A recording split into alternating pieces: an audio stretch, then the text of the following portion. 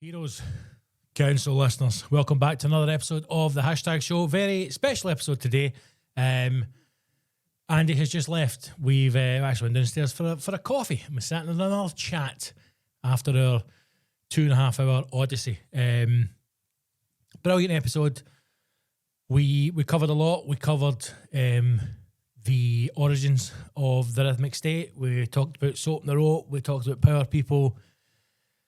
We talked a little bit about Andy's illness as well, something that I knew nothing of. So it's a brilliant interview. It's a great episode. Again, I say it with every guest, but I cannot thank Andy enough for taking the time to come in and spend a few hours with me and sit here and chat and tell his story. And lots of great things come on this episode. You'll absolutely love it. So full episode is available to the heroes and the heroes only on Patreon. Patreon.com/the hashtag show. It's the only way to get every single episode in its entirety, and it's the best way to support the podcast and support the studio and keep things going the way they're going. So if you can and you're able to, please do consider becoming a hashtag hero. Patreon.com/the hashtag show, and you can listen to this episode in full. If you're not able to do so, you can support the show in a number of ways. You can follow us on social media. You can follow me on socials at Big Scott Gibson on Instagram. Probably the best place to do that. You can follow the show on Spotify, and please, if you all can, subscribe to the channel on YouTube. It is the hashtag show. Find us on the socials. You'll find links to all of those pages there. But please do that if you can. And whenever you see the little videos come up or the reels on socials, share them to your page and encourage others to listen. But the best way to do it is to become a hero. So, lots of things you can do to support the show. But in the meantime, sit back and enjoy this. It's a wonderful interview. It's a wonderful chat with a wonderful guy.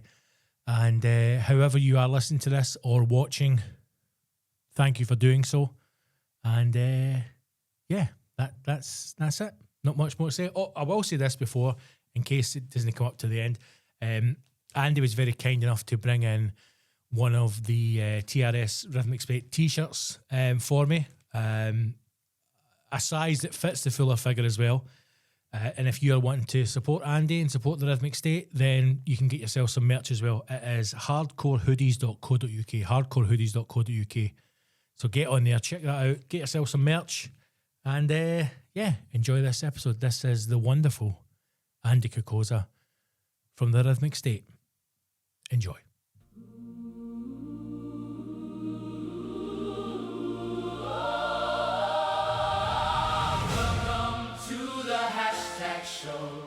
Everyone's welcome, no one is safe. Welcome to the hashtag show. Winter is coming, but we hate snowflakes. Welcome to the hashtag show. Chakiola, we are the people. You should become a hashtag hero. You should become a hashtag hero. You should become a hashtag hero.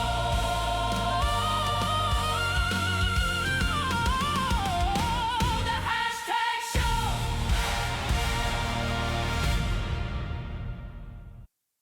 Like, people don't have headphones or don't want to wear headphones. You're like, what the fuck? Like, you need to be able to hear yourself. I find it so odd. I've watched a few podcasts. I was late to the game with the podcast stuff. Aye. I've watched a few. It was Joe Rogan got Right. me into it. Probably talking about UFOs or something like that. 'Cause I'm into all that shit. Aye. So I'm watching Joe Rogan. You see some of the guests are just like, nah. And I'm like, what's the problem? I always don't wonder get if it. it's like, see people who are on, like, it's only podcasts, I see them right where they're wearing headphones. I wonder if it's like, see, like, guys that are like for an acting background, Aye. they're just maybe no used to having. I don't know, man. I It's don't know odd. what it is, but it's But then, do you know what? See, I'll say that. See, like, because you've got the top, no, the top backs, the speakers you've got at the front, so you can hear yourself. monitors. Like, monitors, Aye. fucking top back monitors. you can't hear your voice. I didn't do the MCing though. Well, that's the thing. See, I'm the not- first time I'm I had not on the to mic. listen to so the guy, I didn't realise that was what they were for. Like, point Aye. back. I just always assume it's just a fucking speaker. And Extra then speakers, aye. first time the guy talked to me, he's like, 5 minutes left. I'm like, who the fuck is that? Aye, no. And Mal used to always have, he's like, I need to have fucking monitors on. I'm like, you can't have monitors on that one. I can't hear my own voice. No, man, but no, a nice vibe in here. When I came through here this morning, I was thinking to myself, I've got that kind of nervous It's all aye. feeling that I get before I go to a gig. Right, okay. But for me, that's a good thing. Mate, Like, aye. I know that, like, if you're not getting that, are you really that into it anymore? You just did it for the money or whatever. So when I thought, I'm coming through, I actually feel like I was coming through to do like one of my DJ gigs. That Nice, same mate. kind of nerves. Nice. And I thought, I'll be fine once I get in. We started talking, I can I'll be all right. But I'm loving the vibe. Mate, thanks, man. I honestly, I it's really busy, appreciate man. you coming through, man. Ah, Honestly, I mate, really bother. appreciate it. I was delighted when I seen the message in my Instagram. I thought, yes, Big Scott wants to talk to me. It's good to reminisce and I totally, talk man, about aye. And stuff that's that happened and- aye, and that's all I really want to do today. Just Aye, man. it's very chilled. And Aye. I spoke to somebody once years ago, and they were going on to do a podcast, and it was meant to just be what I thought this is, just a conversation. Aye. And they'd sent him through like questionnaires and all that shit. And Aye. I'm going, you're having to do homework for him. I was like, mate, just like when I first started this email, there was no, Nothing. mate, just press recording. Off the cuff. Just off the cuff and chat. But I always think that makes people more relaxed. I mean, I've got a few things that we'll talk about, but it's all right. it's just more. There's a more few chilled. things that I was thinking about through the week. I've been working all week, Monday to Thursday, and there was a few things that popped into my mind, and I went, "Oh, I remember that happened," or there'll be something else that's happened. I Yep. thought I'll try and put them in the back burner, and if anything comes up, I'll try and bring those things in. But we'll just see where the conversation takes us. Aye, totally, man. Were you into your old school when you were? Absolutely not. I was just. Well, I'm here's getting rocker vibes of Aye, you. right, all right. It's the beard, man. It's the beard. No, again, I think you'd show your beard, man. Just I had a beard. Did you? Right, okay. Aye, I lost all my hair a couple of years ago. Did you? Alopecia, aye. Right, fucking hell, man. I've had MS since I was in my 30s. Bloody hell, man. And a kind of byproduct of having multiple sclerosis is that you're more susceptible to other kind of neurological diseases. Right. And alopecia is one of them. I mean, there's a lot of scarier ones out there, Yep. so I actually feel quite fortunate now that it's only alopecia. It took me a wee while to get used to this. I was going to say that's an odd thing. That's an odd thing to say. Like, listen, I'm glad I've got alopecia. Out of a potential list you could have had. I was even glad when the guy told me I had MS because I thought I was going to have to get my back operated on. And I was a crazy mad mountain biker at the time. Right, okay. And as soon as the guy was like, right, we're going to have to get you in for back surgery. And I was like, oh no, this was like the end of my world because I was doing Glen Tress after work with my mates. We were going all over the place, like trying to hit the big jumps, trying to get up and down the hills. As soon as I found out there was potentially a problem in my back and I was going to have to get it operated on, like my world was just closing in. I was like, nah, I'm not happy with this. And he went, you might want to sit down, Mr. Cocozza. And I was like, fuck, here we go. So I sat down and he's like, Go have to sell this bike. he's like, you've actually got multiple sclerosis. And I was like, yes. I said, so my back's all, I said, so my back's all I right. could still go to the bike. I was like, so my back's all right. He's like, oh yeah. No, they were just about to do an emergency procedure on my back. Brilliant. I've asked my missus at the time, you need to bring me in like a night bag. Aye. Like, bring my wee bloody Peter Pan jammies and that.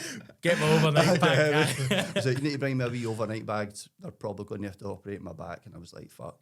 And then when they told me it was only MS, I Mate. was actually happy.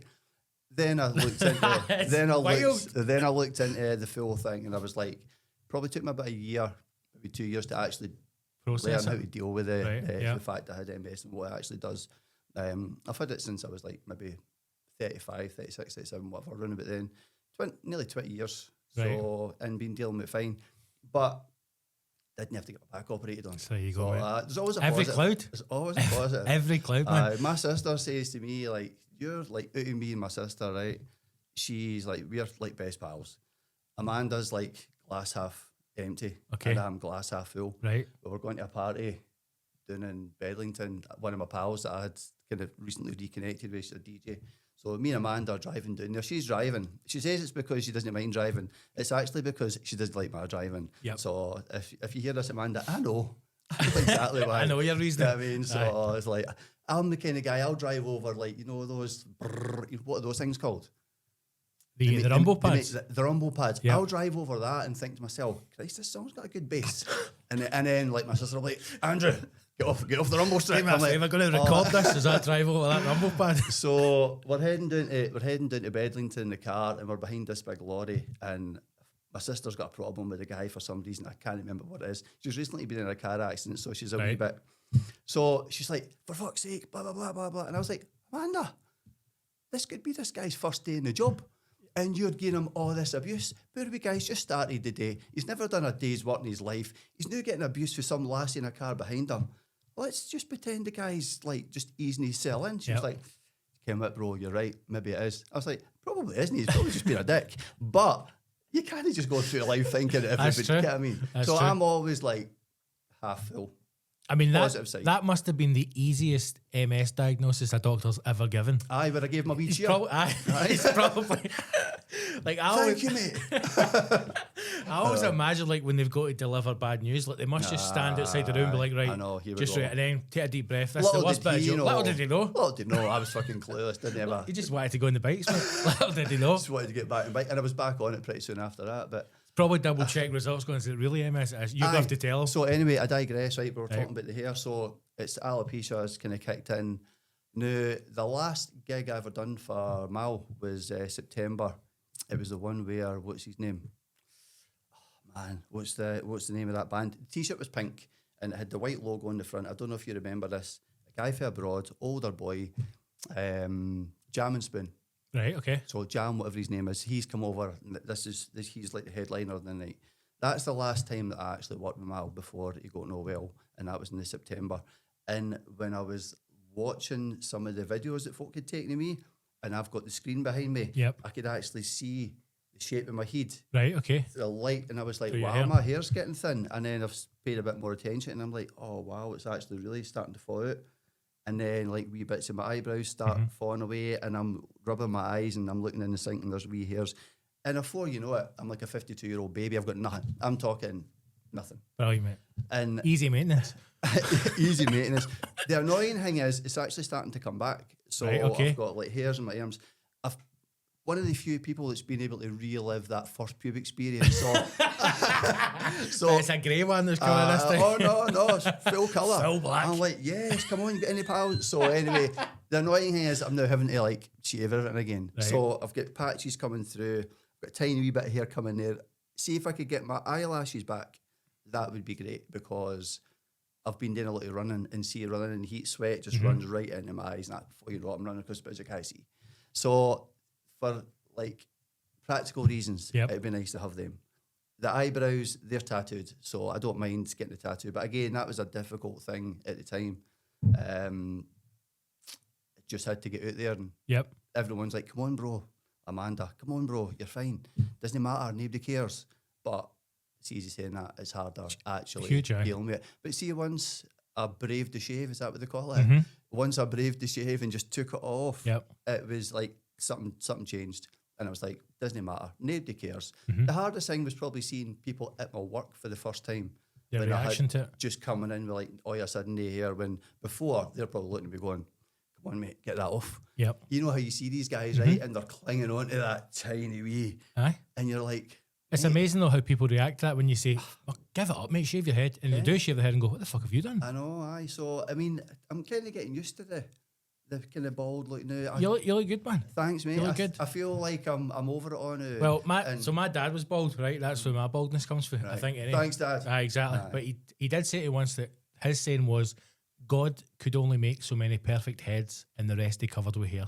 So there you go, mate. And so you know you're again, perfect head. that was another thing that I think it was Nick for the band said to me, you've got the right shaped head for it. You do, mate. Aye. No, It suits you. everybody. No. Some folk got the eggs. Yes. Somehow I've got the That kind of big- mad alien thing at the back. Aye. My brain's not big enough to make that what happen. So my head fits. My brain fits quite nicely into that wee space.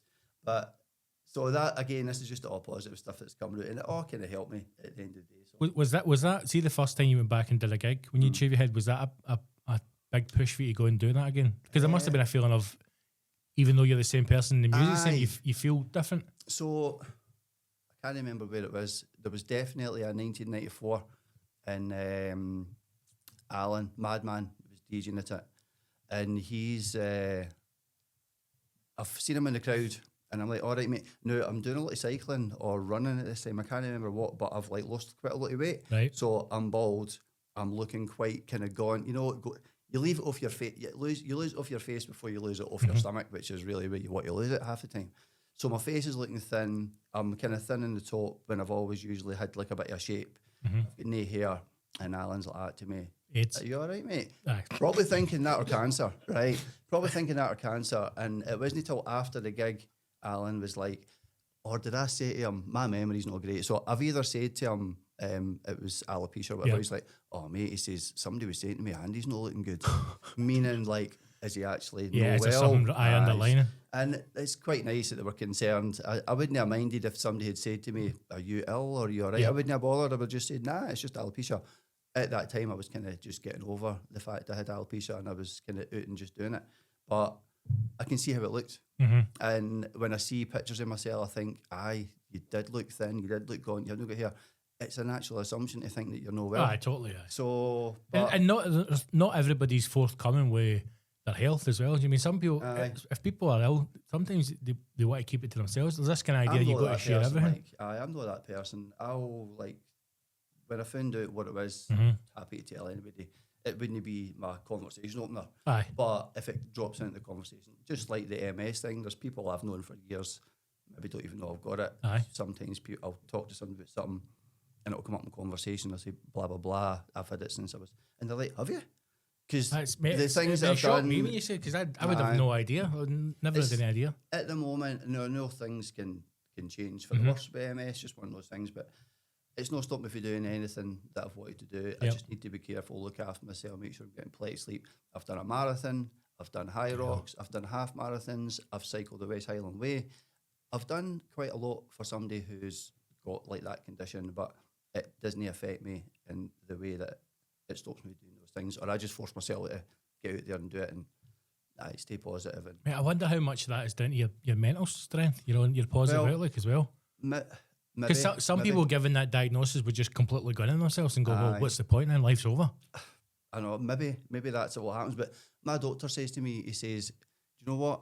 He says, forget you've got MS. I mean, he wasn't meaning like completely forget. Yeah. You need to be careful what you're doing, take your tablets, whatever it is. But live your life and just, what he was basically saying to me is, didn't use that as an excuse to Yep. spoil the rest of your life. Yep. And that's probably the best bit of advice I ever got through that diagnosis. And I was like, Ken, what? Aye, I'm just going to put that in the back burner. Aye, I have got MS. I will try and get to my bed earlier. Yep. So my 2 o'clock in the morning, 4 o'clock in the morning PlayStation sessions are no more. I do try and eat relatively healthy, but with everything else that I'm doing, like running, whatever, that all kind of makes eating healthy, living healthy a bit easier when you've got those kinds of things going on.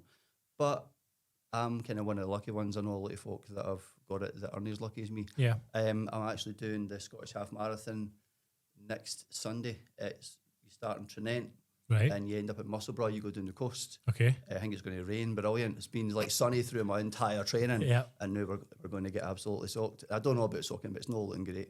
Doing it with my mate Johnny. He's never done a half marathon before, I don't think. And even though I've never actually ran with somebody before. So Right, this is okay. the first. I was like, Johnny, he says to me, let's try and get a sub 2. Like that's the thing. If you So that 2 hours. aye, so sub Mate, 2 that's- hours. I think that's terrifying. the number that people try and aspire to reach, right? Right. I think for the marathon it's sub 4, for the half marathon it's sub 2. And I was like, Johnny, I'm not bothered. Aye, you I'm just just- want to complete it. I'm just doing this it's the actual training that I'm looking more forward to. It's the Right. training that I wanted an excuse to not drink as much beer. Okay. I wanted an excuse to eat a wee bit healthier. So it was all that kind of stuff. The actual run next week wasn't even that bothered about it. I'm looking more forward to it now that it's just next Sunday. Yep. So now that it's almost here, I'm excited about the actual run. But it was all about the training for me. And I've been doing my 3 runs a week, every single week, apart from when I was in Amsterdam. Right. Because I went to Luminosity for my sister's 50th. It was a present. I got her tickets for the festival for her 50th birthday. So I went over there. I did manage one run, Right. 2 miles to the coffee shop. it, took me And then the run back was very different. it took me 20 minutes to run there. It took me an hour and a half to get home. So Aye, 3 weeks to get back. I got back to Centre Parks, which is where we're staying. My sister Amanda, right? She's like, bro, where the fuck have you been? Yeah, I was on a cosmic journey. I was like, well, I kind of explained the route. I was like, I went to that wee coffee shop right up blah, blah, blah. So, that was good.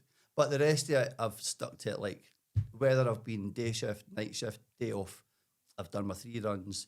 Tuesday run, Thursday run, weekend run. I've done them all. So I've done exactly what I wanted to do. It was a training, and I'm feeling much better for it. That's good. Well, you're looking great as well, mate. You really are. Thank you, You're looking mate. bright, man. Thank you. So are you. Well, I'm trying, mate. I'm not running any I half never seen you marathons. before. No, you I'm didn't. just assuming that you're looking better than you are. I used to be 8 stone, man, of balloon. No, I'm not, mate, not at all. I'm, the idea, I think there are different types of people certainly in the world. See the idea of running any I'm an impact guy, right? 5 meters. Right. That's me. You need Do you know to that at all?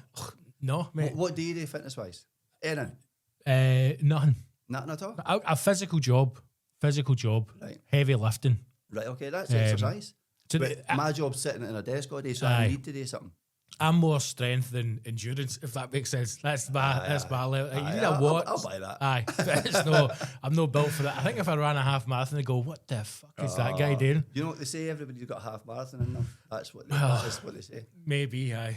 If One you, day. You don't need to plan your eating and stuff. You can make it through a half marathon without having to refuel during that route. If you eat before it and leading up to it, you can get through that. A marathon, on the other hand, you've got to take in calories during that run so that you didn't like flake out. See at the end of a marathon, right? I've always wanted to know is the sensation or the feeling at the end of that, is that just is the feeling Relief. is it thank fuck that's over, or I can't believe I've done that? Like, is it euphoria, or is it like a relief kind of element? It's all yeah. Right, okay. It's everything. It's the thank God I finished that. Right. It's wow, I actually feel amazing right now.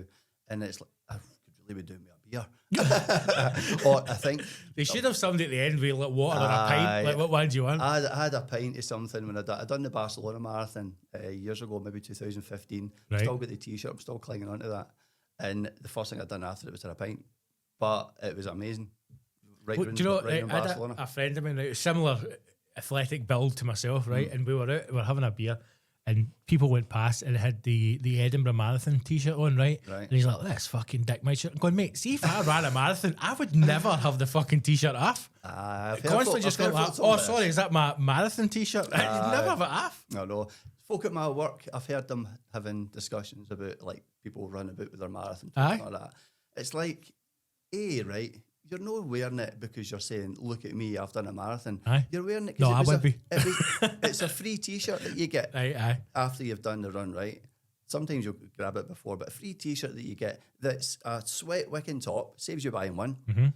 It's perfect. Why would you not wear it? Mate, I would wear it every day. My Barcelona marathon t-shirt, 2015, looks brand new. Aye. So it saved me a fortune over the years. Because there's quite a, like the bigger ones, like obviously London, Barcelona, I imagine, then you get like Boston, famously, right? It's quite hard to get them as well. Like, it's quite a prestigious thing if you can tick them off your box. I've never tried. There's a lassie at my work has done it a couple of times. Like the New York one, I know somebody in my old work, he was desperate and then finally got it to go and do it. Aye, but I know somebody who's recently just got a place in the London Marathon, but she's had to do the sponsorship thing. So she's got to raise $2,500. Go Charlene, wherever you are. Go Charlene. Go Go Charlene. Shaz. So she's going to have to do $2,500 worth of fundraising to get to that point. I suppose again, you pick a charity that means something to you as well. You would raise that easy enough. I'm doing mine. I'm doing my half marathon for MS Trust. Right, brilliant. So, okay. And everybody who's all chipped in, we've raised over 1,000 already. That's brilliant, man. My initial target was 250. Within like days, that was reached. So what the MS Trust or any charity really is like, make sure that your target is just above what you've got. Yep. It's more likely people will contribute if your target's just under it. So that's obviously something that all the charities do. So I moved it up to 5, and then like I think 2 weeks later we'd hit the 5, and I was like, it's obviously something that's personal to me, and I've put in the post, and a lot of people have been really generous. And then I was like, spoke to my ma, spoke to my niece. Do I just keep putting this up and putting it up? I feel guilty doing that. It's like folk are already giving their money and whatever. I was like, I'm just going to keep it at 5. Everything over 5 is a bonus, and we're over 1,000. That's brilliant. So like, I'm just like delighted. That must give you an extra wee push as well to then totally. complete it. Do you mean if there was a time you're training, you're struggling or whatever? Oh, there's been a couple of times. There's been a couple of kind of low points during some of the runs where I've just thought, I've always got 2 folk on my shoulders, right? Good guy and wank. So good guy's like, come on, you've got this. Think about the end. You're doing it for charity. And he's like, nah, PlayStation. Just walk for the Aye. rest. Yeah, I mean, you've been working all week. Aye. You're tired. Think about your MS. Come on, do you really need to put yourself through this pressure? Yes. Away you go. So I always find that good guy gets the better of him, but he's always there. But again, Even mate, when that's the mental strength as well. Even when it comes to like DJ gigs and stuff. So like I'll be heading to a gig and he's like, "You're a fucking shite DJ," and then he's, "Don't listen to him. Come on, you'll be fine. What if the crowd didn't like what you're playing? Blah blah blah. All these negative things. Then you get there, you meet everybody, and the whole atmosphere just changes. Like it's the people that make it for me. Like see, when I go to a gig, I go an hour or two early, talk to everybody that's there, have a wee dance about, get a vibe for the gig, try and work out what I'm going to play. I used to go with a predetermined set. Kind of change that now. I just go with like 100 tunes in my folder. Okay. And I'll be like, right, what's playing? Like, for example, the last reunion that I played, William Daniel was on before me playing trance, and the place was going nuts. They were loving it. So I was like, right, I've got a few trance tracks in my set. I'll just continue on with the trance vibe. It was brilliant. I really enjoyed it. I played a Mark Sherry track. I played a Davy Forbes track. And then I played a track that Mark Sherry and Davy Forbes done together. Right. So it was just a nice wee selection. 3 tracks, 3 of my favourite tracks for these two legends of the scene, Mark Sherry and Davy Forbes. Absolutely brilliant. Mark's done a lot of remastering work for the Rhythmic State, getting our tunes sounding good. So it was nice to play that. And I thought, right, I better play some Rhythmic State stuff. So I dropped a few TRS. Then I went old school for Den. So the set was all over the place. Yep. It wasn't just like a smooth DJ mix, which I've maybe have done at some other places. This one was kind of that, and that. But you can what the dance floor was busy. I suppose Reunions. that's all you would want, really, Aye, isn't it? Reunions a place. That was the kind of last one for a while. Stevie Watt, who runs it, is having a wee break. It's a place you can kind of play what you want. The crowd are just up for good music, so you're no restricted to you must play old school. You must play. Well, you can play. See if it's good. They'll dance to it.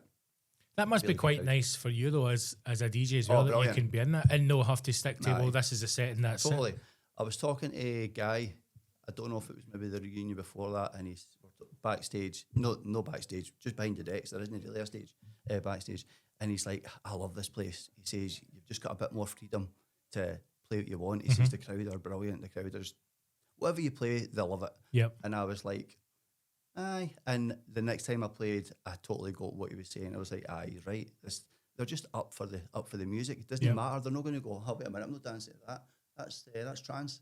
That's no old school." But they'll just play whatever. They'll dance to whatever you want to play. Yep. So it's a good one. Stevie Watt. It was Stevie Watt that got me back DJing again. Okay. So after had the band played our last gig, I don't know if we retired to Rhythmic State back in April. It was the one night only that turned out to be 2 nights only a few years later. So the one night only one, that was run by John Campbell, who I think he might still own the Resurrection brand. I'm not sure. Say what you want about John Campbell. A lot of folk have had issues with John over the years. He's always been good with us. He's never haggled when it's came to our price. He's always paid us, blah, blah, blah. He actually said something really cool to us after that gig. He came down to watch us play. Now, this was our last gig ever. And he says, "I can't believe you guys are actually going to get up." And me and Nick and that are standing there. I'm like, it's that time. It's actually Nick that wanted to step away this time. It was me the first time. It was Mallorca that got us back. But anyway, Resurrection, John's like, "Yous are the rock stars of the rave scene." And I was like, that's cool as fuck. That is cool as fuck. I like that. So thanks very much, John, for that. That put a wee smile on my face. So what made you stop the first time then? What was the first time? and when was that? When was the first time that you took a break? I mean, we've had more comebacks than Elvis. we've stopped and started. We stopped initially going back to the 90s. We stopped when everything started getting too hardcore. Okay. Me and Nick weren't into that kind of stuff really. You know, like the Rotterdam, and we always liked something about a melody or a bit of a tune. If you listen to our music and you listen to some of the kind of hardcore stuff, it's totally different. Their stuff's maybe a wee bit more musicality in it or whatever. It is slightly different. We've got loads of different parts all playing at the same time instead of just like a bass drum and a bass drum and a beat. We've always had stuff that's layered and layered and layered. Sometimes you listen back to it and you go, we put too much in that track. But that's what made us. So we stopped when things got too hardcore. I wasn't feeling it. Nick wasn't feeling it. We did try and write stuff that was a bit heavier, but it was shit. So we were like, we're just not feeling our hearts weren't in it. Yep. So it was time to step away. So we did. And I went and got a job. Nick went and got a job, and the 2 years just done our thing. I think Joe Deacon was maybe the first one to get us back. Okay. It was like he's fancy a wee gig at the Metro, blah, blah, blah. And so that got us back, and we done another wee gig. And then we were out the scene for a while, and then maybe John Campbell would come. We've got a wee gig through in like Clydebank or something like that. You fancy coming and doing that?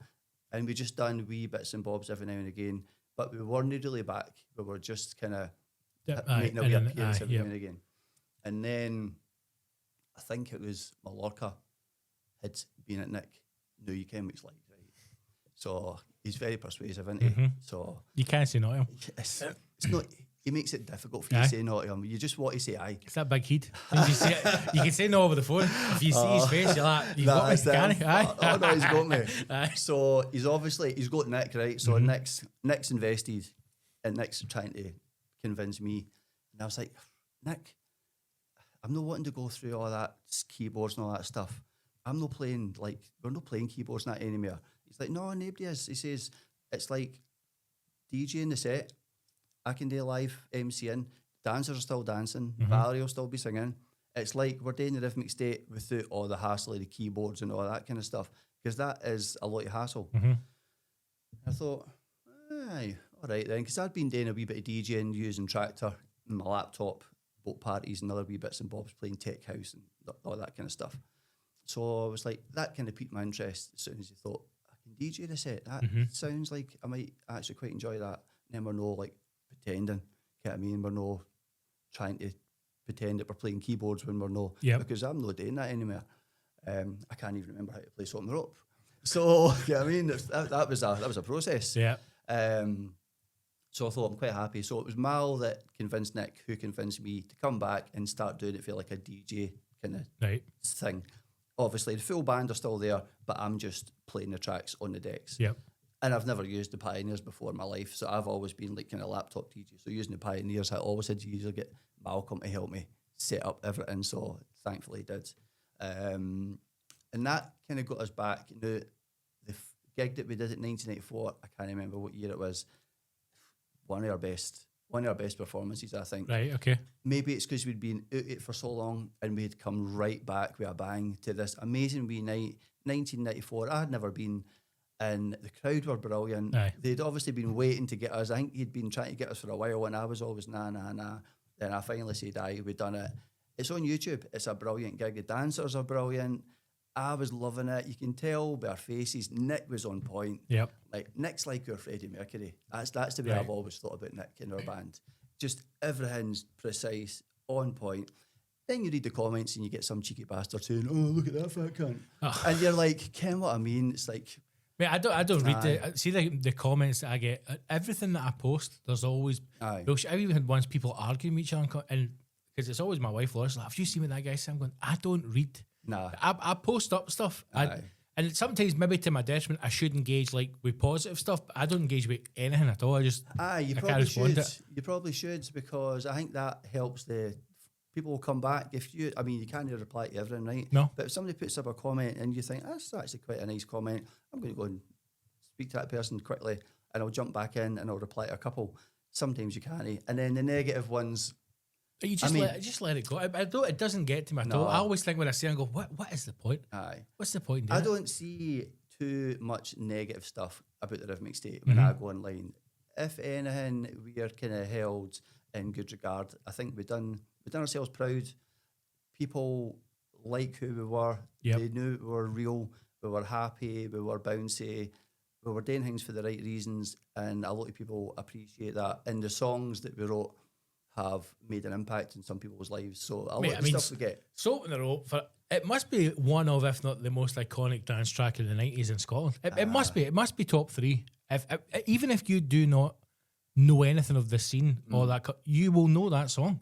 A lot of people do who aren't into raves at all. No. Like some people will say to me, "Oh, what band you in?" I'm like, "Band for the rave scene." If you're not into rave music, you probably want to know it. And then they'll be like, "Oh, I've heard that." Aye. And then you go on TikTok and there's people singing "And Now for My Next Number" Aye. and then reenacting the intro of that song. And then you're like, these people don't look like ravers, half of them. No. But they know that song. So, we got lucky with that. That song, that was an accident. Right, I've got so many soap in the ropes. I want to go back to the start. Back. Right, so you're from Livingston, is that right? I was born in Glasgow. Right. Moved to kind of Easterhouse, then got forced further. Right. east. Okay. Keep going. Ended Keep up going. in Livingston, which I think was the kind of overflow for Glasgow, really, wasn't it? Yeah. Aye. So all my dad's side of the family, or kind of Glaswegian sound, and my mum's side of the family, for Glasgow. That's where they lived when they were younger. We went to Livingston, stayed there for years. Went to Fife Okay. for about 5 years, and then when my mum and dad split up, my ma just dragged us back to Livingston, and that's where I stayed. And when it came to like the music stuff, that's where it all happened for me, because I was working at a place called the Forum, which is now MacArthur Glen Shopping Centre. Right, okay. So they knocked the Forum down and rebuilt the shopping centre in Yep. Livingston. So the Forum was like what was it? It was a multifunction. They had basketball courts. They had concerts in there. Right. Gary Glitter was playing in there. Wow. Okay. So before we knew what we know about Gary Glitter, he was in there with the shoulder pads and the bike, and I'm upstairs doing the dishes, and he's like, "All right, wee man." Thankfully, he never came to talk to me. But we've had Deacon Blue, Jethro Tull. Wow. I can't remember like half of the other people that played, but they would use the Forum as like sometimes as like a gig rehearsal. Okay, Because yeah, it had the big room, so you would sometimes we'd have proper concerts, sometimes it'd be somebody coming in as a gig rehearsal, just practicing their shit in the Right. stage. So I was in there as like a maintenance man. Sometimes I was helping doing dishes in the kitchen. Sometimes I was mopping the flares. So how old are you at this point? I'm still at school. Right. Oh, So so okay. I'm Right. still at school, so I'm 17, maybe 17 or 18. I've decided to stay in school to get some hires. I want to go to art college. Mhm. I get an A for my higher art, so I'm on track. Everything's looking good. And then this event comes to the Forum called Maelstrom, and Enjoy were playing at it. And Enjoy, I've already been on the telly with Adrenaline, I think. Right. And I'm like, wow, Enjoy are playing at the Forum. I need to go to this. So this is a type of music that you're into before So that. I never really knew what kind of music was going to be getting Aye. played at the event. I just knew that I liked Enjoy because I'd seen them on Top of the Pops. Yep. At all places. And I loved the Prodigy. I loved Enjoy. They were probably my two biggest influences right at the very start. So because they were playing at the Forum at this Maelstrom rave, right, I was like, I want to go to that. Turns out I didn't actually get to go to it, which was a shame, but it just put that Something switch clicked. in my head, and I was like, I need to get involved in this. So then I'm at the Forum, the raves are happening there. So the day after this Maelstrom rave, they're working, cleaning it up. Mm-hmm. I'm working with one of the guys there, and he's like, right, wee man, if you find any wee bags with hard brown stuff in it, or white powdery stuff in it, Give me a shout. or wee circle things with prints on them, give them to me. If you find any money, you can keep that to yourself. Get that jackpot. I found used condoms and everything, but he didn't want them either. You'd find all sorts of shit in there, honestly. But I did find a few quid. I've come out of there with like 30, Aye. 40 quid in my pocket sometimes. Jesus Christ, mate. So it was good. And then after the rave, you would clean the carpets, roll them all away, clean the flares, get the place looking like it was ready for a basketball game again. Yep. Huh. And then I'd go home, get my tea, and then another week at school. Right. So that was kind of how that switch got flipped on my head. I was like, I really want to go to one of these. Then it was a street rave came, and it was, I remember the flyer. It was white with big purple, big pink circles and stuff on it. I can't remember who was playing, but I managed to get to go to that in. I went to the whole rave all night. I wasn't taking drugs or nothing. Yep. I was just dancing on it. And then I cleaned up the whole rave the next day till about 5. Wow. Right. Then okay. I went home and I was unconscious for about a day. But that was my first rave, and I could not believe it. I was on the dance platforms, just looking at everybody around about me, having a great time. I didn't know. I was so naive. I didn't have a clue what was going on. Mm-hmm. People are putting like face masks with Vicks in front of my face and going, "Oh, there you go, big man." And I'm like, I've not got the cold. I didn't really know what the significance of this was. Yep. I found it later on in life, but at the time I just thought, why are they smelling Vicks? So anyway, the music was amazing. Couldn't believe it. The atmosphere was good. And that was me. I knew I wanted to be part of this at some point. So But see that moment there when you go to that street rave and you experience that for the first time, Aye. that thought in your head is that I just want to be involved in this scene, or I want to be I want to be up there performing. No, so much. No, it was more like I want to be coming to these things and be part of this. So this is like I've found Aye, what I'm meant to be involved with. It wasn't until I'm kind of dancing about listening to the music, and I'd be like, that would have been nice if it went that way, that tune. Right, okay, Or a tune interesting. sounds like it's going to be brilliant, then maybe drops off to something that I wasn't quite so keen. I was like, oh, that was a disappointment. That would have been better if it stayed up there. Mm-hmm. Or I'd be hearing riffs that was coming out some of the tracks, and in my head I'm kind of remixing them and going, oh, that would have been better if it. So this was all happening in my head, and I'm thinking, you're not happy just being a punter. Mm-hmm. You're wanting to be up there, like playing tracks and doing stuff yourself. So I got myself a set of decks, and I was a set of 1210s. I got a wee made to fade mixer, big massive set of Jamo speakers, and I pretty much never came out of my bedroom. I was just mixing. Still at school, got a local DJ spot at my nightclub, which was called Melville's. Right. So if you were from Livingston, you went to Melville's. That was the nightclub, and they were doing like these wee kind of mini raves. They were kind of latching on to it. Okay. You had a DJ called Zebedee. No. So is it what was his name again? I can't remember his actual name, but he was like the resident DJ at Melville's. Right. And I was the annoying wee bastard that was Okay. always hanging over his shoulder going, Right. oh, what's that one you're playing? What's that one called? So I must have done his head in. But that's just me. I'm Yep. like, in your face and until I get what I need to get, and Yep. then I'm out. So I managed to get myself a warm-up DJ slot in there. Right. Okay. Probably because they were just sick of me and thought, just give him a shot and then Yep. you'll get his piece. Aye. So I'm at school and I'm DJing at my local nightclub doing the warm up for Zebedee. I didn't really know like what the responsibility of a warm up DJ was. Warm up DJ is supposed to just get the night up to the point where the DJ comes in and then starts rocking the tunes. I was just playing the tunes that I was liking, that I was buying, like Insomniac and Everybody in the Place and white labels that I was buying for Global Records and spending all my paper money on or whatever Yep. it is I was doing. So I probably wasn't the best Warm up. warm-up DJ. But I bet the audience loved it. They might have done because the guy who owned the place or the guy who ran it, his name was Gary, he was DJ Red at the time, remember that? He was like, you're getting too good, wee man. And I was have to start paying you. oh, thanks. And then I ended up DJing at a club called the Lido in Kirkcaldy, so they got me in there. I ended up getting a wee residency for somebody else for a wee while. So I was doing pretty good, and I was making like DJ mixtapes, and I was putting them out there. I was DJ Sonic. DJ Sonic. DJ Fucking Sonic. brilliant, man. That was my DJ name back then, DJ Sonic. There's probably folk out there that might even have a DJ Sonic tape. Oh, mate, with 100% they were. I would love to hear one of those Aye, tapes. that if would be anybody's great. got one. Please, if Where somebody's got where one. did DJ Sonic come from? I loved like computer games now. Right, okay. Sonic the Hedgehog. Aye, So, perfect. And I just thought it sounded.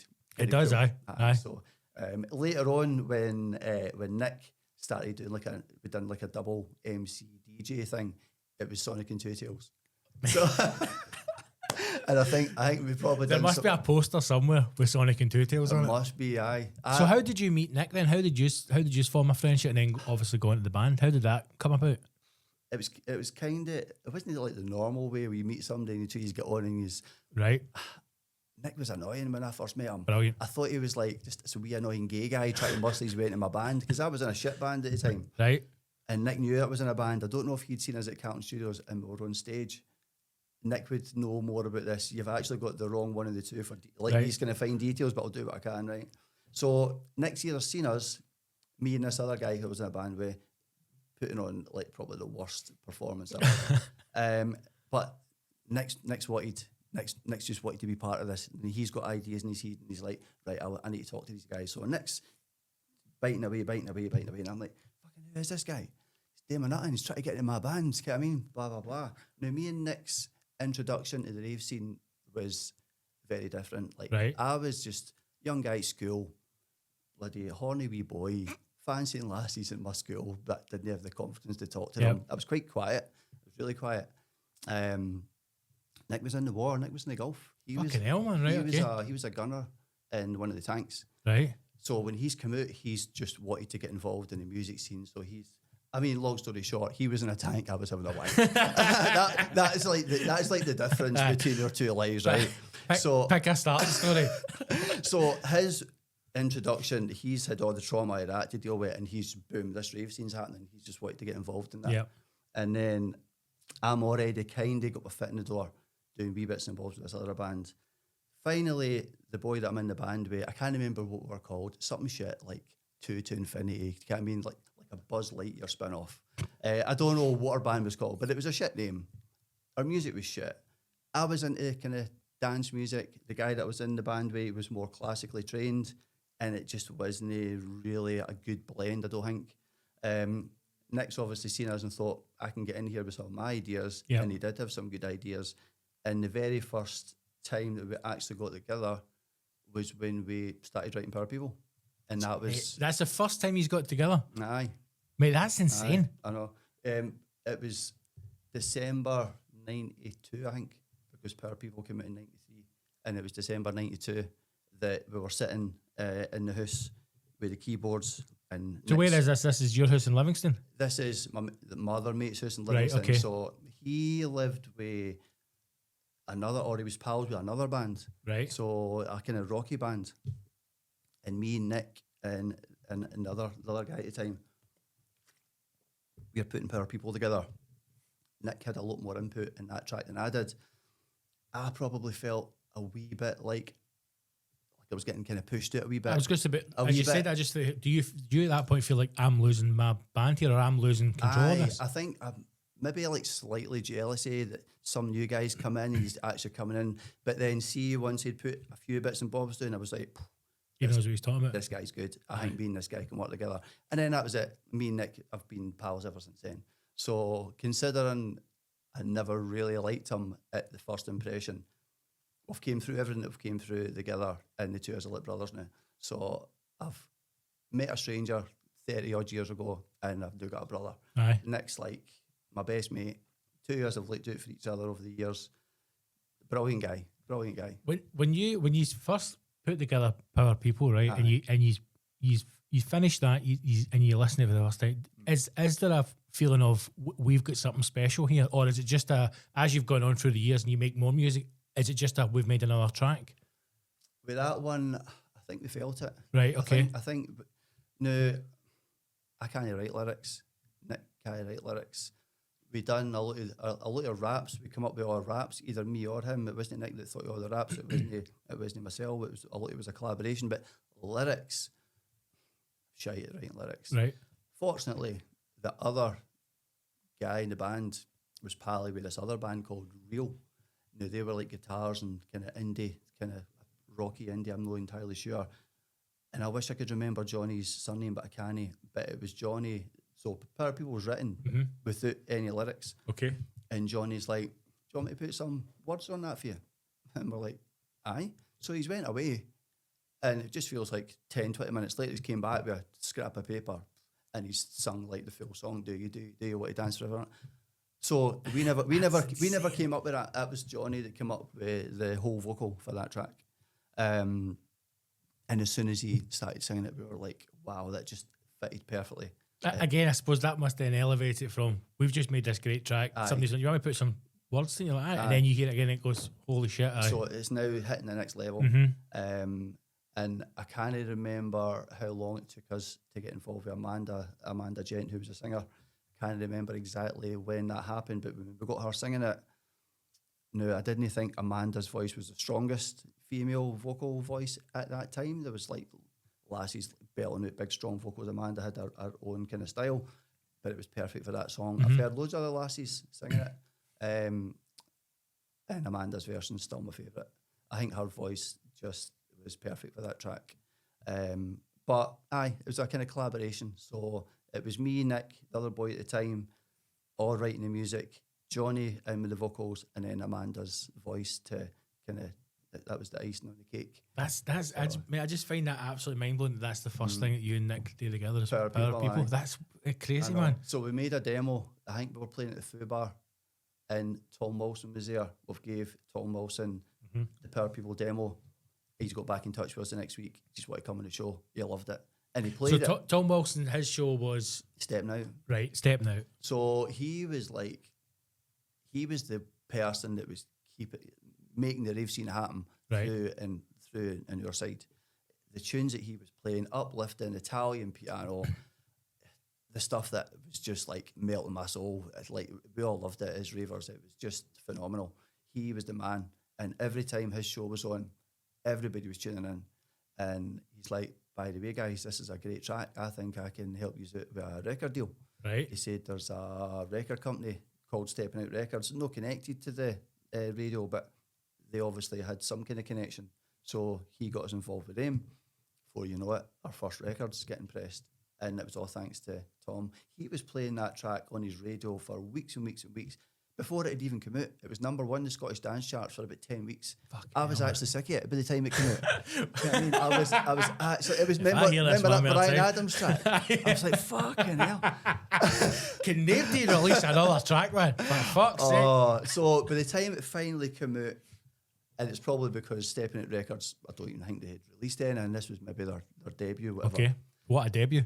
I know. So it comes out, it's flying off the shelves, and we're starting to pick up with the band and getting gigs here and there and everywhere. And obviously, we're not really playing Glasgow, which is where it's all happening. So we've no touched Glasgow yet. We're just kind of playing kind of roundabout wee gigs, nothing big. And I think it was, what's his name, Joey Beltram was supposed to be playing Hangar 13. Right. And something happened last minute, he couldn't make it. I'm assuming it's maybe like, I don't know, flights or some family problem or whatever, but he can't make it, so he's pulled out. And the crew for Glasgow that used to get the bus through to the Hangar 13 were saying to them, oh, there's a band called Rhythmic State, you need to get them, you need to get them. So they've contacted us, and they're like, how do you want to play the Hangar? And me and Nick are like, oh my God, this Hangar 13? Fucking of course we do. Yep. So we play Hangar 13, and it was amazing. I could not believe it. It was that gig that got us started. That was the one. So thanks to Joey Beltram. Did that feel like, when you were going through it, did that feel like this is the next step, or this is, in a sense of we're being recognised for what we've created at this point? I never really thought about all that kind of stuff. Right, okay. Do you know, and I'm kind of glad I never, because that... I'm also glad that that's what you said as well, because I think that's more honest, and it's just people with their art just creating stuff. I think if you start to think that way, that becomes more like this is a business plan, or this is the next thing around. No, this is something we're doing. Definitely wasn't. For us, money wasn't important to us. We just wanted to get the ideas that were in our heads out onto into the music scene. We wanted to make folk hear our music and dance to it. That was the goal for us. It was like, we've got some good ideas in here. Let's get them out. It wasn't about being on stage and being in a band and look at me, I'm famous. It was about getting our music out. Yep. There's a Bob Dylan song, and one of the lines in his song says, I've got a head full of ideas and they're driving me insane. And that's exactly what me and Nick were like. Our heads were just bouncing with tunes all the time, bits and bobs. Yep. And it was just, as soon as you got something down and written down, brilliant. And then before you know it, the next one's batting away trying to get it. Yep. So I don't know where they come from, but they come from somewhere. I believe that some music that you get, it's like a gift for somewhere. I don't know. It's a cosmic universe, mate. It's out there somewhere. It's like you're just able to tap into that for a while. It's like, oh, something up, I'll take that in. So Hangar 13 at that point is like a... Trevor Riley, Cyclone, places jumping. I think it's like... Had you been there as punters before, or the first time you're going to perform? I'd been to the Pavilion years ago when I was at school with my mate Sandy. That was a tough one whenever we met lassies. I'm Andy, this is Sandy. So together we are. Okay, Sandy. Shit, it was you. So we used to go down there. His granny had a wee caravan in Maybole, which wasn't too far away. So we used to go down there. You get that nervous thing, am I going to get in? You're at the door. Bouncers were always a wee bit like, shit, are we going to get knocked back here? We've come all the way. And it was like street rave, Mayday. It was kind of proper 91, 92, kind of early rave music, the kind of vocally stuff, and just like the really, really early stuff that I loved. So that was my experience. I'd been in the building, but I'd never been to Hangar 13. Hangar 13 was Hangar. It was bouncing, it was banging. My experience for the Pavilion was much more chilled, and it was all about the kind of street raves. But I loved it when it was Hangar.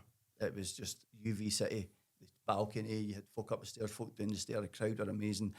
Compared to the gigs that we'd done before, like Glasgow is different for Edinburgh. Edinburgh are more reserved with the crowd.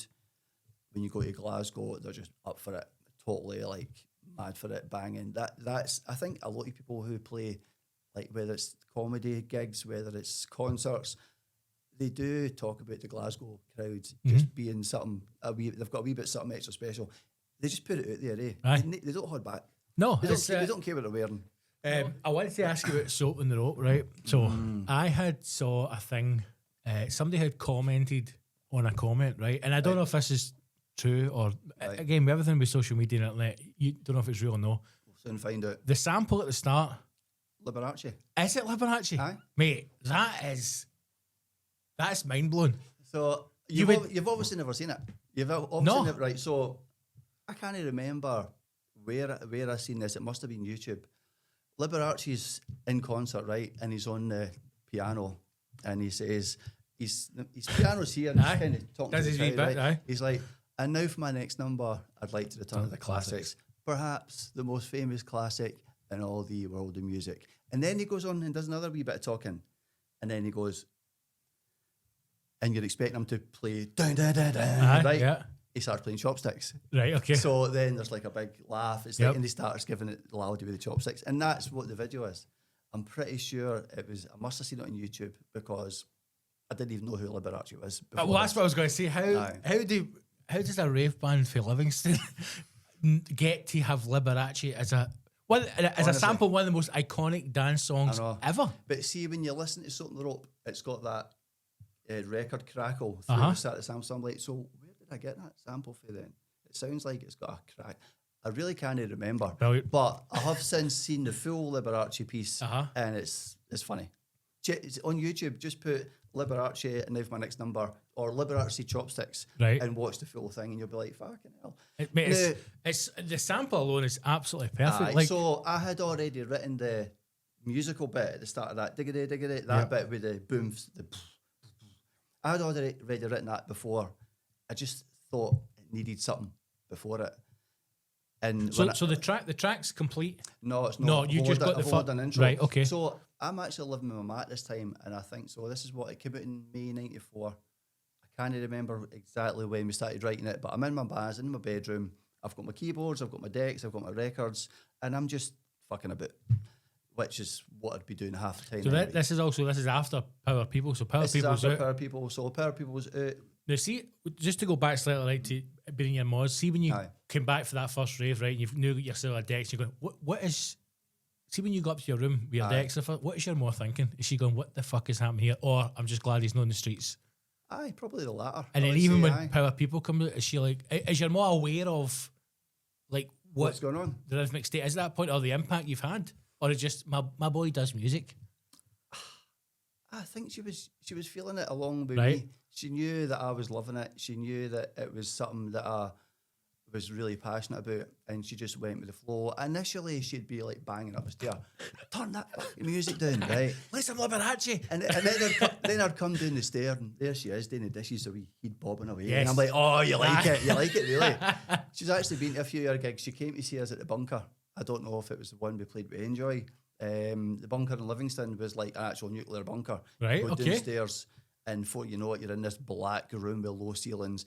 They converted it into like a rave one night. Right. It was a great venue. That must have been I think it was amazing, maybe eh? because of the low roofs and all the rest of it, but it was banging, and it was so dark, so the lights were, everything was bright.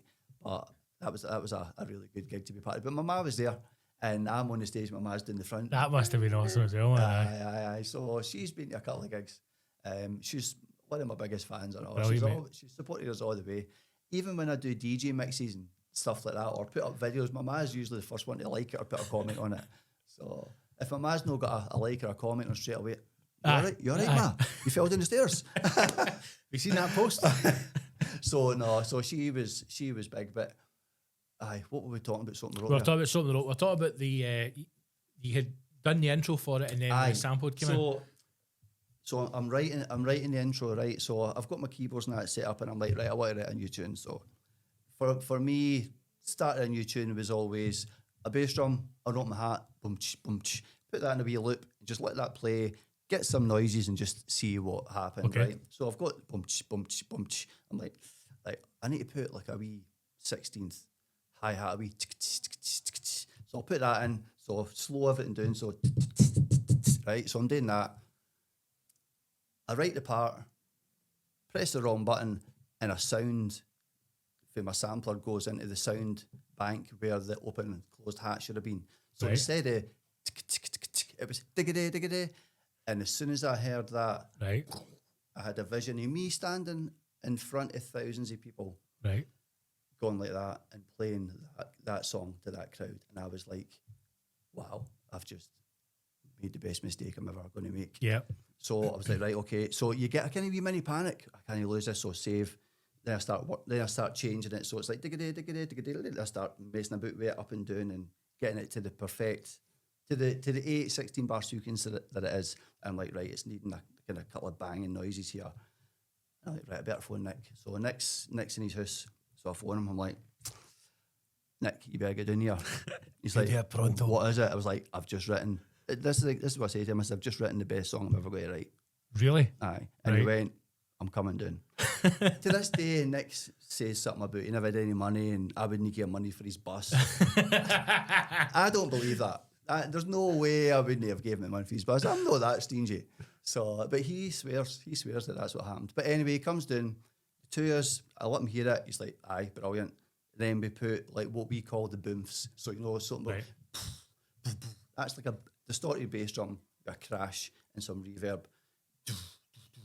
And then we put the samples in it, the and I don't do. And I was like, man, this is special.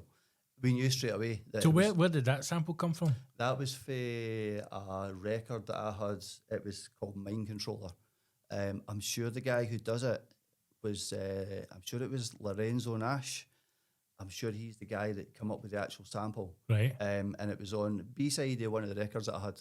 And it was all part of like a wee rap. And it was like, and I don't do coke. And there was a few other wee bits and bobs in there and just chucked it all together. Right. And just for somebody who no knowledge of music production whatsoever, right? I never had any either. Right, but you're in '94. You're sitting. So how are you taking? How do you get that sample off? What is the process of that then? I've got a keyboard. Right. So remember I told you I had my 1210s, my decks, and my mixer. I had to sell them to buy a keyboard. Right. Okay. That was a tough decision. So Now, see everybody who I've spoken to before, like DJs from the '90s, right? There seems to be a lot of emphasis on keyboards, Aye. which is odd for because I think the emphasis was more on decks, but I take it the keyboards gave you more control for music creation. You need keyboards to write. Right. You need the keyboards for the sounds. We actually bought for a guy who I was working at NEC at this point. I was doing like 2 on 2 off, 2 days, 2 nights working in NEC, which was, remember the semiconductor thing was massive. So you had Shinitsu and NEC and all that. So I was working in there, white suit on. All you can see is like that part of people's eyes. And I'm talking to a guy in there called Roddy, who's got a keyboard sampler sequencer, right? So this hasn't actually got any sounds in it. This is a sampler with a keyboard that's also got a 16-bit sequencer. So you can have 16 different tracks running. So you Right. could have your bass drum running, you could have a bass line, you could have strings, you could have a piano, you could have like some kind of dirty noises, right? So you can have 16 different things going. So he was like, I've got this keyboard. I'm not really sure. I don't know, when he bought it, he maybe thought it was going to have sounds and that in it. So he wasn't wanting it.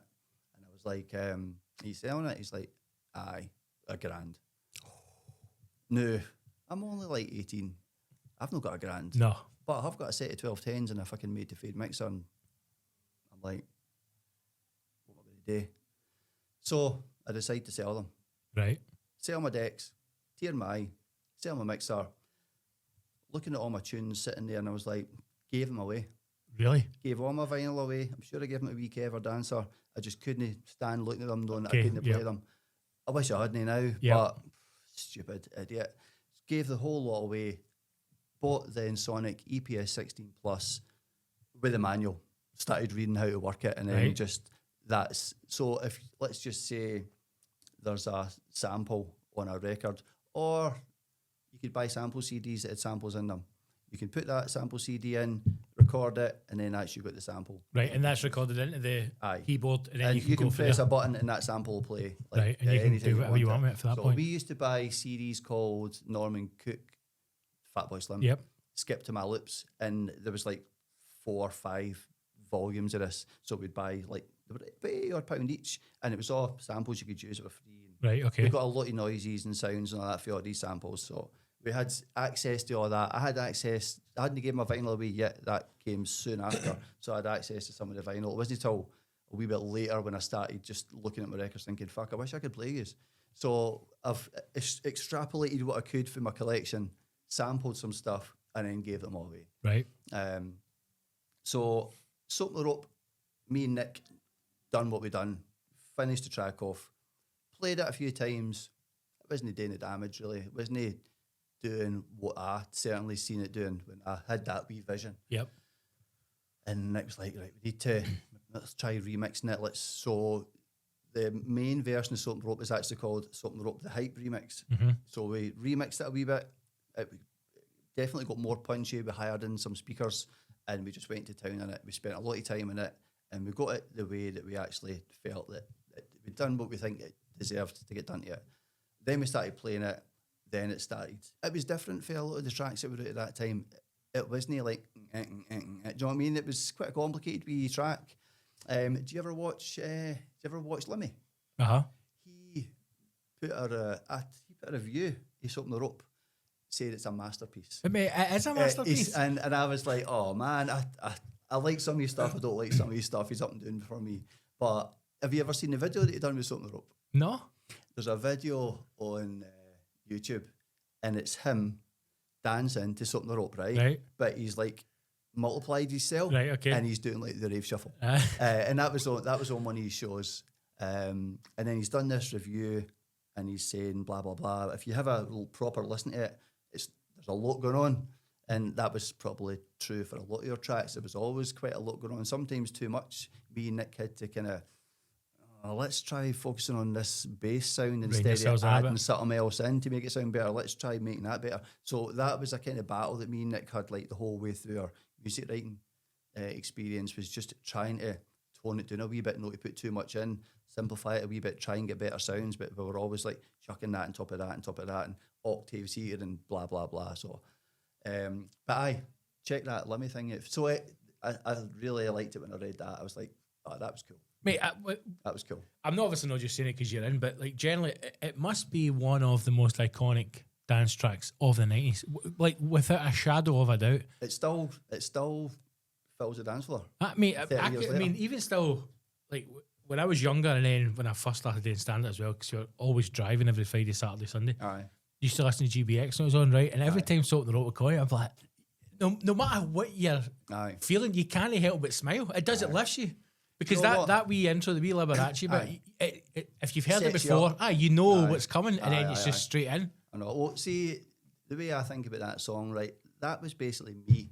Right. Like, that was who I was at that point in time. That wee riff, diggity, diggity, the energy that's who I was. That's what I wanted to create. And Soap on the Rope, done it. That was exactly what I was wanting. That was a little piece of me that will always be out there. Aye, forever, mate. And obviously, without Nick, like just because I came up with that initial idea, me and Nick, everything me and Nick do, it's all 50-50. Doesn't matter who wrote that bit, doesn't matter who wrote that bit, doesn't matter if you wrote that rap or I wrote that rap. Me and him, 50-50, all the way. We don't care who wrote what parts. It's not a bragging competition. It's like the two of us done everything that we've done together. Without Nick, I would never have wrote that song. Yep. It wouldn't have been the song that it is. So I appreciate Nick for that, and he appreciates me for that as well. We had different skills, different talents, and we just worked well together. That's it, man. I mean, I think if you can find somebody who brings out the best in each other, it's important to. That's worth more than money. Do you mean? And I think a lot of bands, especially bands throughout the years that have become separated or been put under pressure, a lot of it all comes down to money. I know. Do you know? I never really appreciated it as much. I was talking to Mal, and he says to me, he says, "I'm envious of you and Nick, what yous have got." He says, "I wish I had that." Obviously, him and Roger had their differences. I don't really know. I never asked him about the details of how all that fell through.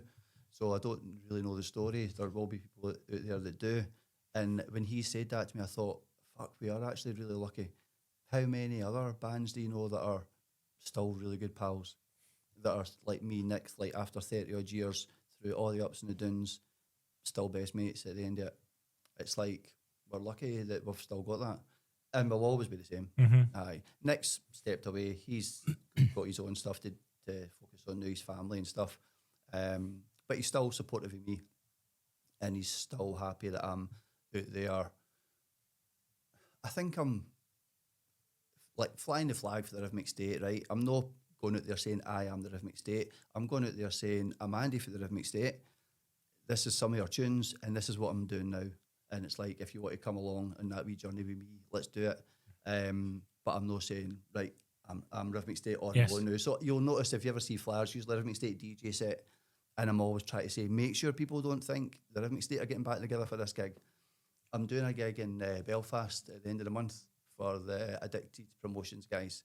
It's called Hangar Goes Again. So they're getting me over. No been to Ireland for a long time.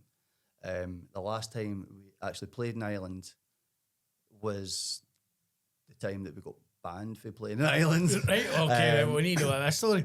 So I'd say to them on I like to do like a wee video, like hyping up the gig. Right, guys, make sure you're on your best behaviour for this one, because the last time we played there, it wasn't an official banning, but it was like we were blacklisted. Right, okay. So What had happened?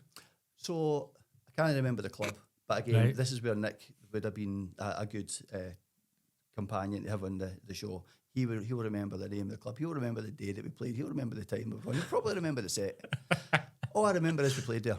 Right. And so it's our like no DS tour, right? So we've got these big, massive no DS signs. You know, it was like no Yep. smoking sign, but it had the words DS in it, right? Yep. So we've got them at either side of the decks. And we've just released it. It's our kind of biggest track at the time. And it comes on. And did the crowd not start a riot? It's like, fuck's sake, man, we're trying to make you all dance and be happy. And all of a sudden, our no DS signs are getting chucked about the place. Okay. Chairs are getting flung about. And the manager is going mental. He's like, what the fuck? The manager of the venue? Aye. Right, okay. It wasn't our fault. We No, never went. see, I'd have been thinking this is great promo. Aye, I know. We never went like, no DS allowed. If you'd like to start that right now, please, go on. That'd be great timing. Aye. We just thought they were just going to be dancing and having a good time, but no, they went mental. We got the blame for it. He was pissed off.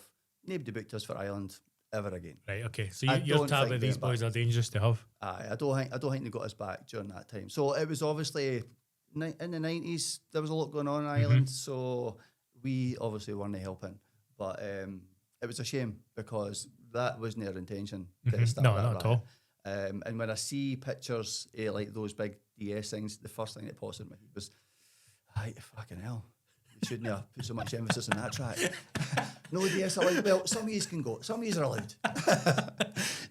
Partial DS allowed. We played that song at Resurrection, right? And we got some of our roadies to dress up like police. Amazing. So we made sure No DS Allowed was the last track. While before we played, we were handing out No DS Allowed, like wee mini flyer posters to everybody. You see, when the rave was shut, the whole place was just full of these posters. So we've played it. The dancers are on dancing, and towards the end of the track, our two mates dressed up like police come on and start grabbing the dancers, try to huckle them off. What makes it look more realistic is Barry falls and does his ankle in. Right, So okay. he can't even walk, so he's injured himself.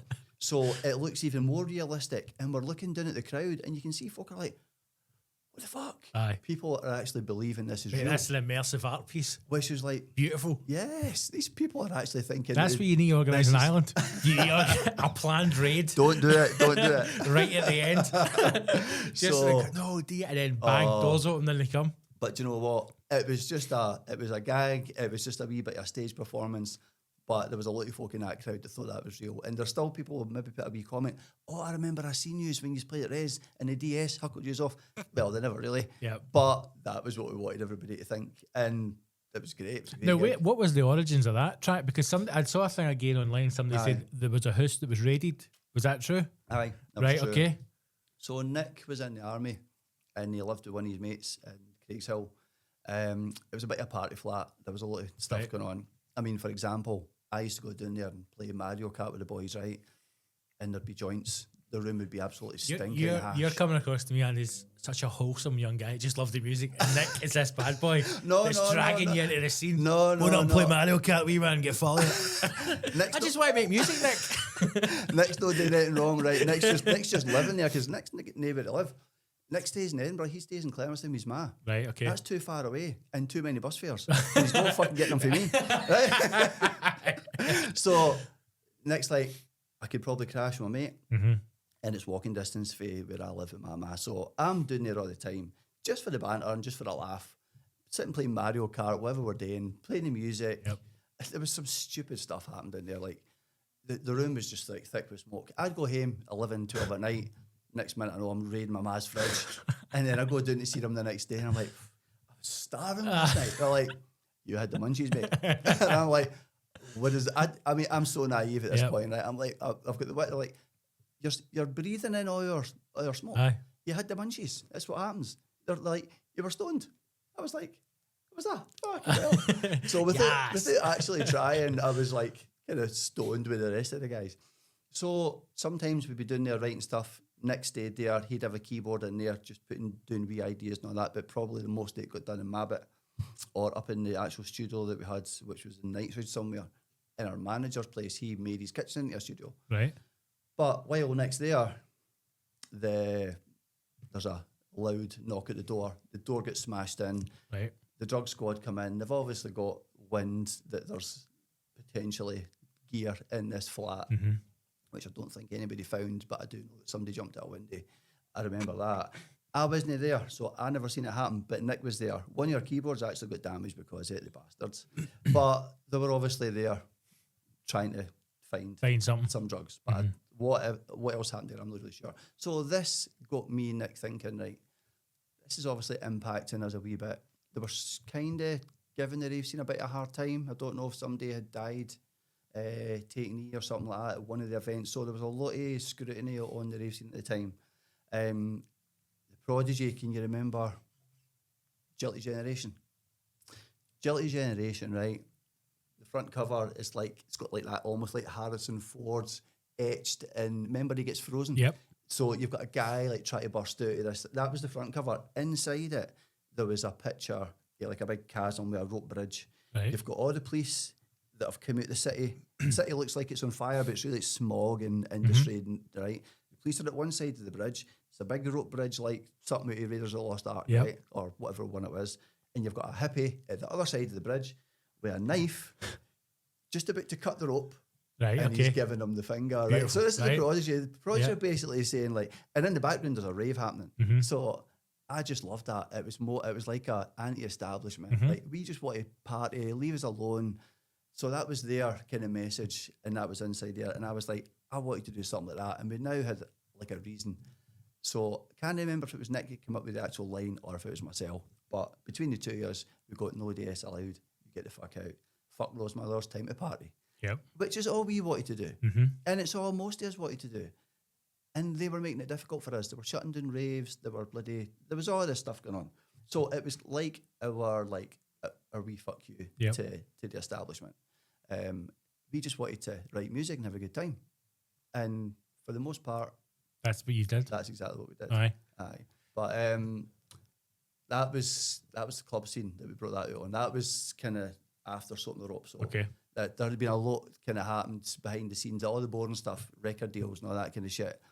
And this is when we had moved to club scene, who Ultrasonic and that were we. And I remember when we did have to go to them, we didn't want to go because To club scene, you mean? Right. the way we seen it, like Ultrasonic over club scene, that's like, why do they want us? Are they just wanting us so that they can just like hold us back and just focus on them? Okay. Or are they actually wanting us to try and help support us in that as well? Then M8 Records, they own some of your tunes. So is this not going to start getting messy? So me and Nick were like totally against it. And the manager convinced us it was the right thing to do. So we made the jump. And it did make things messy because the first album that we brought out on Club Scene didn't have the Hype remix on it. Right, okay. So how can you bring out your first album and not have your biggest track in it? Yep. So our first album ended up in the bargain bin shortly after, and I think I picked it up for £2 years later. So would you say was that a regret going with club scene then? I can't really regret any of it Yeah, because everything that happened has happened for a reason eventually. It was a shame that we never got to bring out the album that we wanted to bring out. We finally did manage to bring it out years later, and it's now called Return to the Classics. I don't know if you've seen it. we sent Mal a copy of it, and he's put a wee post up holding the thing. He's like, mate, if you dropped this back in the 90s, this would have been phenomenal. Yeah.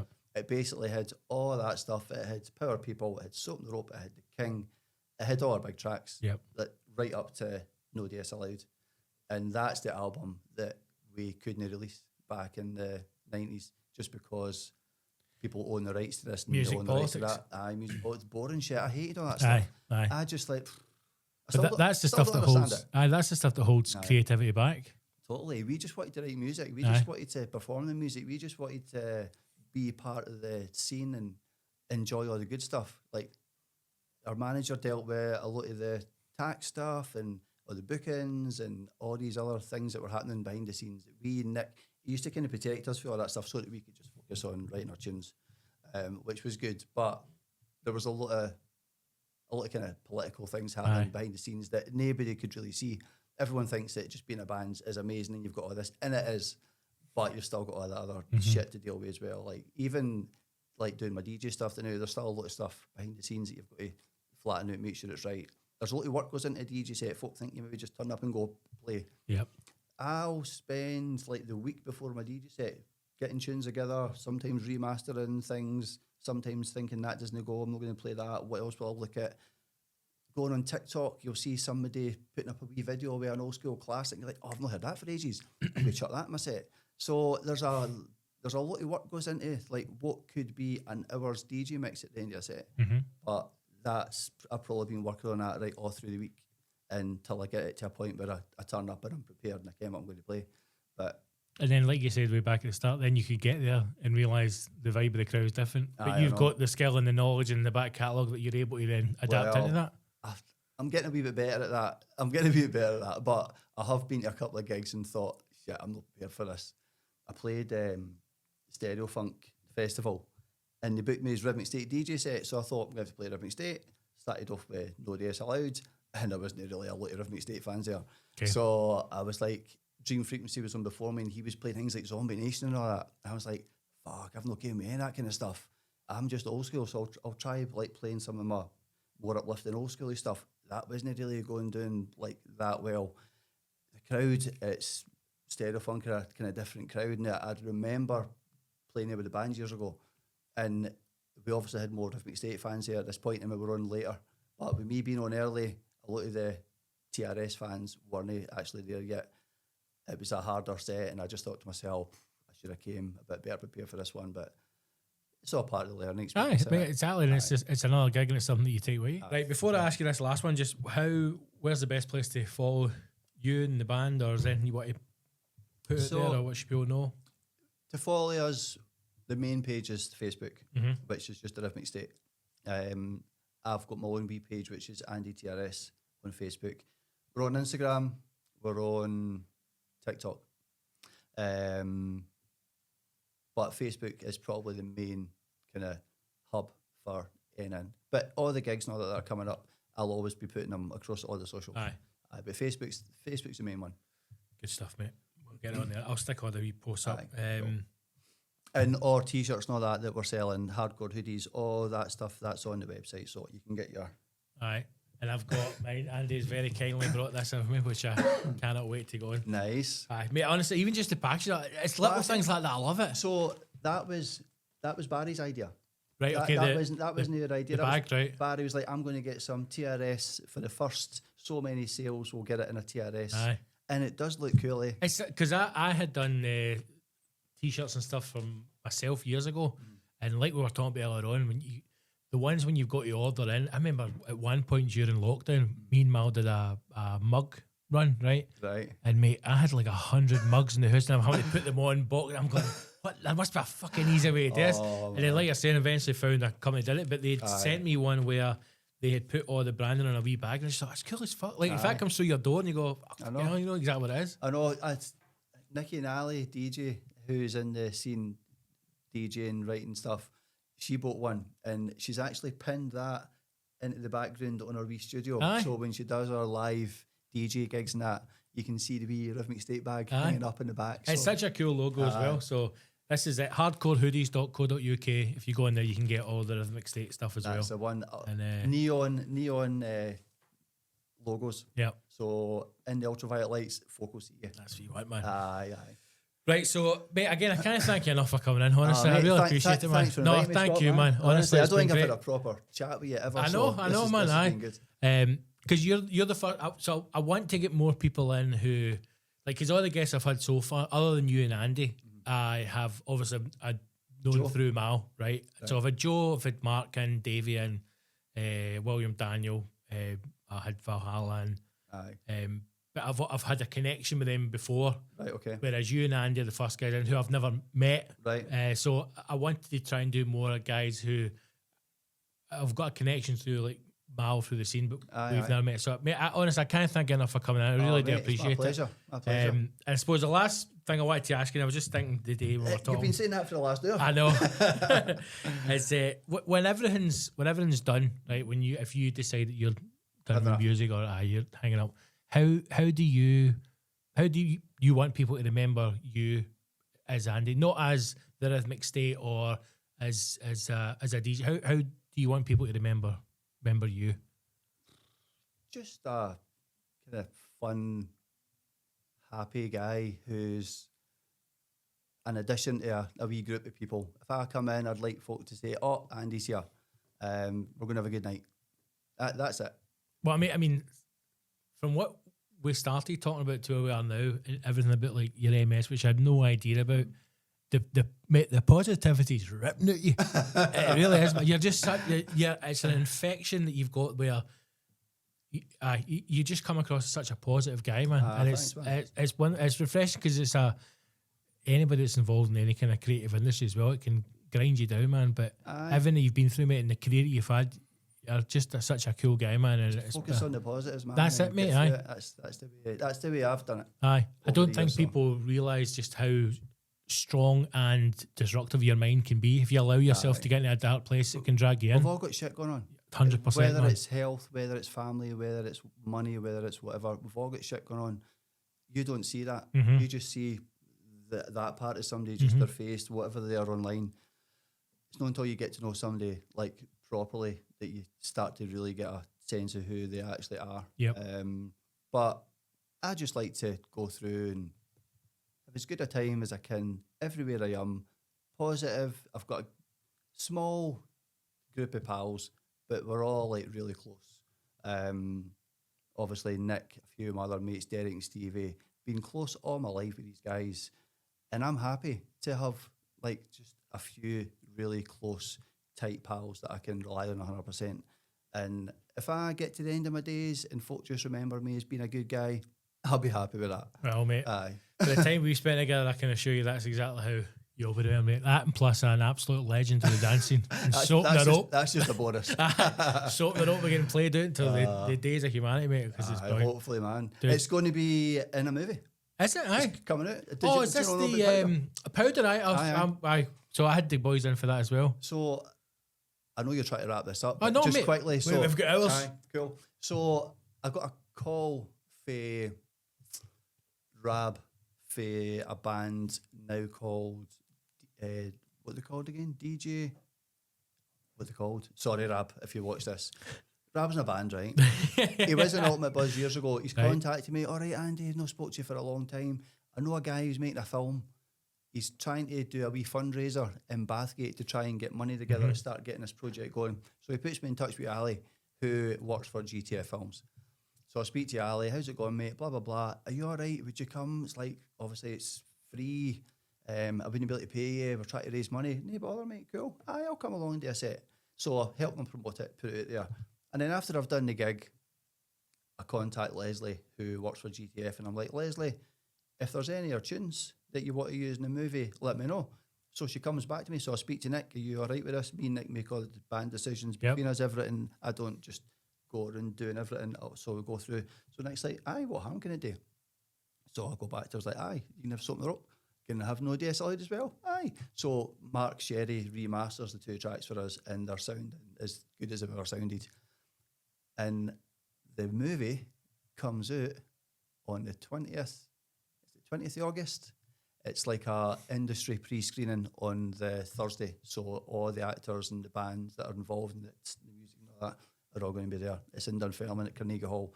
They're also selling tickets for the official premiere, which is possibly the next night. So GTA Films, the movie's called Powder. There's a trailer out, which is the bit that has Soap in the Rope in it. And Leslie sent it to me. She was like, what do you think of this? So I'm watching it, and this kind of lassie raps at this old boy's door. There was a bit of a disturbance out here. Did you hear anything? And all of a sudden you get like a wee flash. Soap in the Rope, right? And then back to the conversation, and he's like, no, I've not done fuck all. Slams the door in her face. Then he goes back in the living room, and you see what he was actually doing. He was out his face, partying to Soap in the Rope, jumping about his living room, and he's talking to somebody. He's like, I was fucked. And Soap in the Rope kicks in, and I was like, wow, man, that looks good. Aye. I cannot wait to see this. That'll be great, I man. wasn't sure how it was going to turn out. Is it going to be good? Is it not going to be good? But the trailers make it look good. Aye. I mean, for previous trailers, usually always do make a film look good, but it does look like it's going to be good. And we're for Livingston. We're a Livingston band. It's about Livingston. It's about drugs and gangs and Livingston and the music. So I'm glad that we're part of it. I'm proud that they wanted to use Soap in the Rope, and I think what they've done with it is absolutely brilliant. I cannot wait to see it. So excited. Well, mate, honestly, it'll be fantastic. I look forward to the film coming out, and as much as you, when you go and watch that and you see the music, in it, you should be proud, man, of what you and Nick have done. And for anyone who's, I'm sure many people have said it, but mate, everybody will thank you for the contributions you've done, because the two of you are fantastic, mate. And thank you for coming in, mate. Again, I Pleasure, can't, mate. honestly, Pleasure. I can't thank you enough. Absolutely brilliant. Brilliant, thank you, mate. Assisted, you can relax now. Joe, we can chill it. Got a fart. That's the episode over for the council listeners. Hope you enjoyed it so far. Wonderful episode, wonderful guest. Andy's just an absolute gentleman, and it was a pleasure to sit down with him. The conversation does not end here. The episode does not end here. It continues on. It continues on for the heroes, the hashtag heroes, and there is over an hour left of this conversation in this episode. So do yourself a favour, become a hashtag hero now. Patreon.com/the hashtag show. You can unlock this episode in its entirety and all the previous episodes as well. Hashtagshow.co.uk for all the links. Patreon.com/the hashtag show to become a hashtag hero. To support the pod, support the studio, keep everything going, and listen to the rest of the episode with Andy. So go and do that now if you can. And if you can't, then hey, I still love you anyway. Like and subscribe. Share this pod. Encourage people to listen. And make sure you head over to hardcorehoodies.co.uk and you can get yourself some Rhythmic State t-shirts and hoodies. So do that and follow Andy on all the socials. And that's it. Wonderful episode. Thank you again to Andy. Thank you to all the council listeners. I love yous all. Follow on Spotify. Subscribe to the channel on YouTube. And I will speak to you all very soon. And hopefully we'll have some more wonderful guests in the studio soon as well. Take care of yourself. Stay safe. Stay hydrated. I love yous all. Onwards.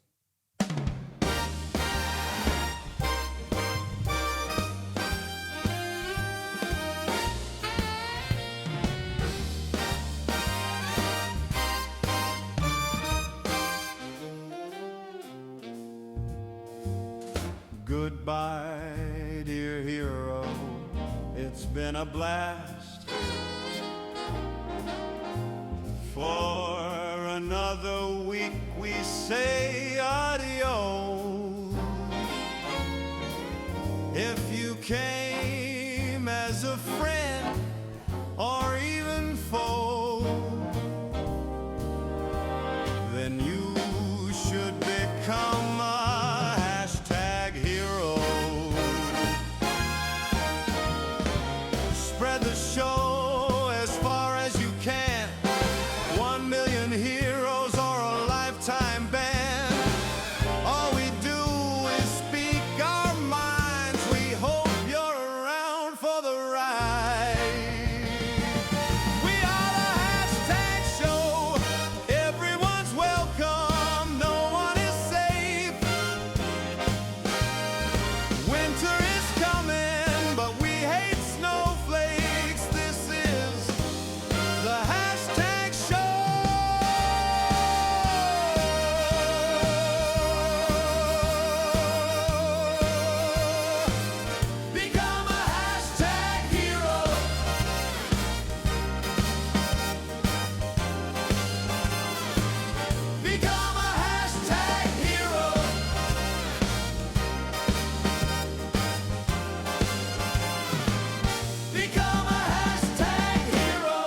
Until next time, love, love, love.